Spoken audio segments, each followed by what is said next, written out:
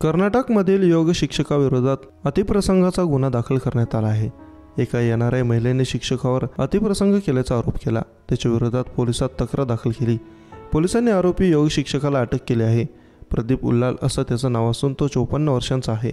तो चिकमंगळूरमध्ये केवला फाउंडेशन नावानं संस्था चालवतो. पोलिसांनी पीडितेचा जबाब नोंदवून घेत प्रकरणाचा तपास सुरू केला. पीडित महिलेला उल्लाल ऑनलाईन योगा शिकवायचा. तिने दिलेल्या तक्रारीवरून पोलिसांनी आरोपी उल्लाल रविवारी अटक केली. आपलं कुटुंब मूळचं पंजाबचं असून 2000 सालापासून कॅलिफोर्नियात राहतं. 2011 आणि 2022 मध्ये 3 वेळा आपण उल्लाकडे गेलो होतो, तेव्हा त्यानं लैंगिक अत्याचार केल्याचं पीडितेने तक्रारीत म्हटलं आहे. इंडियन एक्सप्रेसने दिलेल्या वृत्तात महिलेच्या तक्रारीची सविस्तर माहिती आहे. गेल्या जन्मापासून आपलं नातं आहे. आपण मागच्या जन्मीचे प्रेमी आहोत असं सांगून उल्लाल मला समजावण्याचा प्रयत्न करायचा. तेच सांगून तो माझ्या लैंगिक अत्याचार करायचा. तो नेहमी अध्यात्म, ऊर्जा आणि दिव्य प्रेमाच्या गोष्टी करायचा, त्याबद्दल बोलायचा.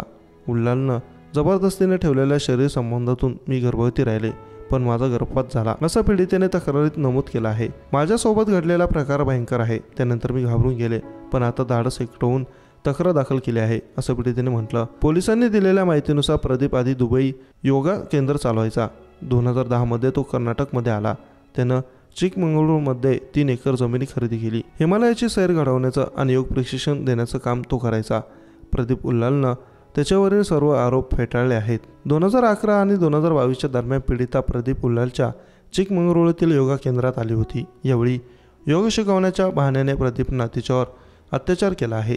कुठेही वाच्यता केल्यास ठार मारेन अशी धमकी त्यानं महिलेला दिली होती. या प्रकरणी पोलिसांनी उल्लाल विरोधात भारतीय न्याय संहितेच्या कलम 376(2) अंतर्गत गुन्हा दाखल केला आहे.